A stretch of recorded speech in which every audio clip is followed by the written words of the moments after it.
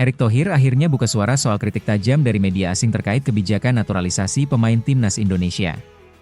Dalam pernyataannya, Erick menegaskan bahwa semua pemain naturalisasi Indonesia memiliki darah keturunan asli tanah air. Ia menyebut hal ini sebagai alasan utama untuk merasa bangga, bukan malah merasa terpojok atau disudutkan. Menurut Erick, keberadaan darah Indonesia dalam diri para pemain membedakan Indonesia dengan negara lain yang juga melakukan naturalisasi. Dengan nada tegas, Erick menyindir negara-negara yang kerap mencibir kebijakan naturalisasi Indonesia. Ia menyoroti bahwa banyak dari mereka justru mengimpor pemain tanpa ikatan darah atau latar belakang kebangsaan. Bahkan, menurutnya, tidak sedikit dari pemain mereka sama sekali tak memiliki hubungan dengan negara yang mereka bela. Erick melihat ironi besar ketika negara-negara tersebut malah merasa berhak menghakimi Indonesia. Padahal, Indonesia justru memegang prinsip yang lebih kuat dalam proses naturalisasi. Erick juga mengingatkan publik agar tidak terlalu memedulikan kritik dari luar. Ia mengajak masyarakat untuk melihat fakta bahwa timnas Indonesia dibangun dengan fondasi kuat dari para pemain yang memang memiliki akar Indonesia. Ia mengatakan, jika negara lain merasa berhak mengomentari, biarkan saja. Karena pada kenyataannya, Indonesia memiliki legitimasi moral dalam proses ini. Ia juga menekankan bahwa rival-rival yang mencela justru seharusnya merasa malu dengan kebijakan mereka sendiri. Pernyataan Erick menjadi tamparan keras bagi pihak-pihak yang meremehkan timnas Indonesia. Ia tidak hanya membela kebijakan PSSI, tetapi juga membangkitkan rasa nasionalisme publik terhadap skuad Garuda. Pesannya jelas, Indonesia tidak sekadar menaturalisasi pemain demi prestasi, tapi juga demi menjaga koneksi darah dan budaya.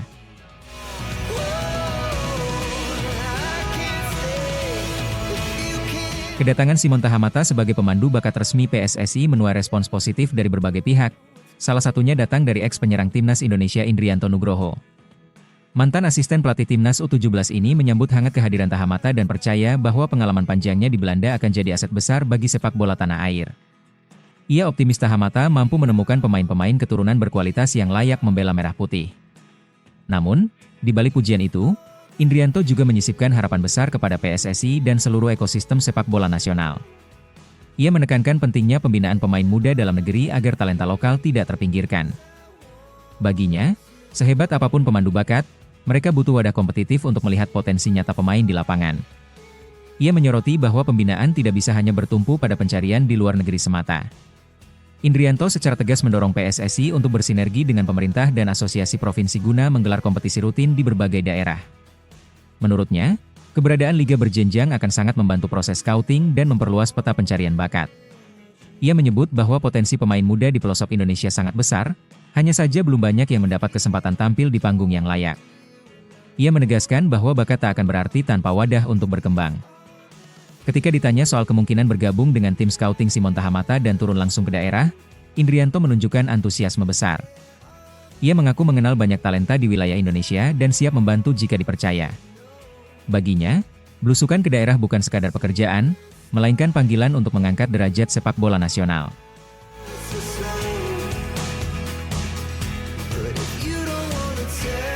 Perayaan ulang tahun ke-55 Erick Thohir berlangsung hangat dan penuh semangat nasionalisme. Dalam momen spesial ini, Ketua Umum PSSI tersebut menggelar makan malam bersama skuad timnas Indonesia di Bali. Suasana kekeluargaan terasa kental ketika para pemain, staf pelatih, dan Erick Thohir hadir mengenakan kemeja putih yang seragam. Acara ini bukan hanya selebrasi ulang tahun, tetapi juga momen penyatuan tekad jelang laga penting melawan Cina. Salah satu sorotan utama datang dari kedatangan Patrick Kluivert, pelatih timnas Indonesia, yang langsung menyapa Erick Thohir begitu tiba di lokasi. Sikap respek dan penuh semangat ditunjukkan oleh ex-bintang Belanda itu, menandakan hubungan yang solid antara manajemen dan tim pelatih. Kluivert tidak datang dengan tangan kosong, ia membawa semangat juang dan janji besar kepada sang ketua umum. Di sisi lain, Marcelino Ferdinand, bintang muda timnas Indonesia, turut menyuarakan janji kemenangan. Ia secara lugas mengatakan bahwa seluruh pemain siap mempersembahkan 3 poin penuh saat menghadapi Cina.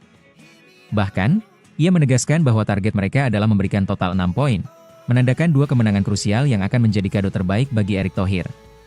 Komitmen ini menjadi gambaran seriusnya ambisi Garuda. Janji dari Kluivert dan Marcelino bukan sekadar ucapan seremonial. Ini adalah simbol bahwa timnas Indonesia sedang memasuki era baru yang lebih terorganisir dan penuh determinasi. Perayaan ulang tahun Erick Thohir pun berubah menjadi momen deklarasi semangat juang untuk negara. Kini, semua mata tertuju pada laga mendatang, Apakah janji kemenangan itu akan benar-benar menjadi kenyataan?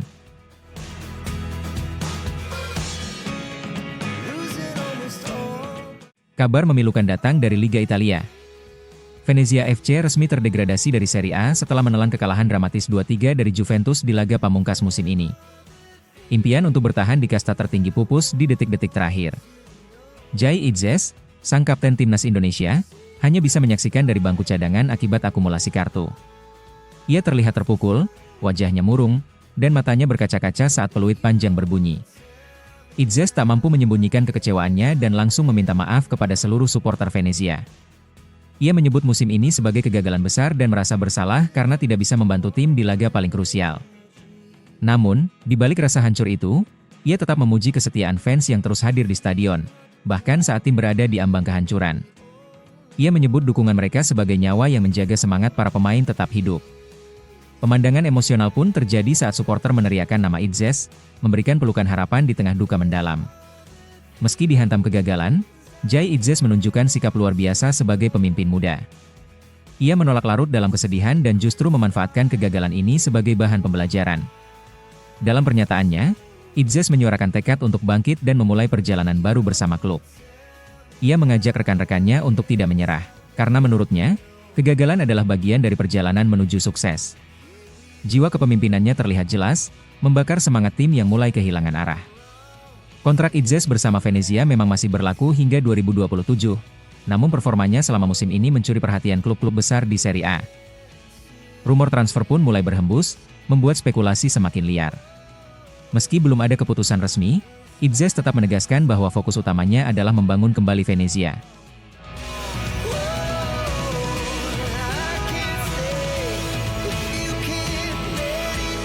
Timnas Indonesia kembali diterpa masalah besar jelang laga krusial melawan Cina. Marcelino Ferdinand resmi absen karena cedera yang dideritanya saat latihan. Kondisi ini diperparah dengan ketidakhadiran Ragnar Oratmangun akibat masalah kesehatan. Dua pemain kunci harus menepi, membuat Patrick Kluivert harus mencari solusi cepat untuk menjaga keseimbangan tim. Di tengah situasi genting ini, satu nama mencuat dan menjadi sorotan utama yaitu Beckham Putra.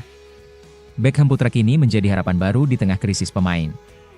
Meski belum memiliki pengalaman di level senior, gaya bermainnya dianggap cocok untuk mengisi kekosongan yang ditinggalkan Marcelino. Ia dikenal sebagai pemain yang berani mengambil risiko dan punya visi bermain yang cerdas. Dalam beberapa sesi latihan, Beckham tampil impresif dan menunjukkan kedewasaan di atas usianya. Banyak pihak menilai inilah momen emas bagi Beckham untuk unjuk kualitas. Dalam wawancara singkat, Beckham mengaku tidak gentar meski tekanan begitu besar. Ia justru merasa terpacu untuk membuktikan bahwa dirinya pantas berada di skuad utama. Fokus utamanya saat ini adalah menunjukkan kemampuan terbaik di setiap latihan. Ia sadar betul, kesempatan seperti ini tidak datang dua kali. Baginya, setiap menit di lapangan adalah ruang untuk membuktikan bahwa ia siap dipercaya. Mentalnya terlihat kuat dan matang meski baru akan menjalani debut. Pelatih Kluivert dikabarkan terkesan dengan etos kerja Beckham selama persiapan. Jika diberi kepercayaan, Beckham bertekad menjawabnya dengan performa terbaik. Ia tidak ingin tampil setengah hati karena tahu betapa pentingnya pertandingan ini untuk Indonesia. Laga melawan Cina bukan sekadar soal 3 poin, tapi juga harga diri bangsa.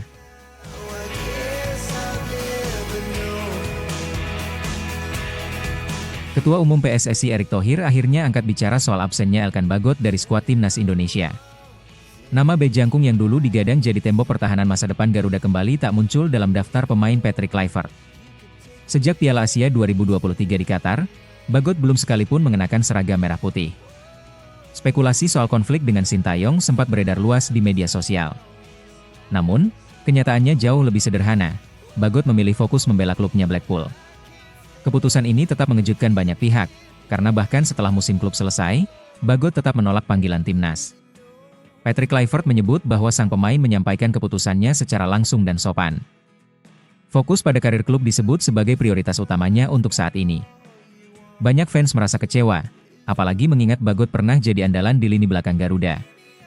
Ketidakhadirannya membuat celah besar yang sulit ditambal dalam waktu singkat. Erick Thohir mencoba meredam emosi publik dengan pernyataan yang tenang dan penuh pengertian. Ia mengingatkan bahwa kontribusi Bagot di masa lalu tetap harus dihormati. Sosoknya pernah membantu timnas dalam banyak laga penting, dan itu tidak bisa dihapus begitu saja. Erik juga memuji sikap terbuka Kluivert yang langsung menghubungi Bagot secara pribadi. Komunikasi langsung seperti ini dinilai penting agar tidak ada salah paham di antara pemain dan tim pelatih. Erik juga meminta publik untuk tidak menyerang Bagot dengan komentar negatif atau tuduhan sepihak. Ia menyadari bahwa keputusan Bagot memang tidak akan memuaskan semua pihak. Namun sebagai pemimpin federasi, ia mengajak masyarakat untuk menghormati pilihan pemain.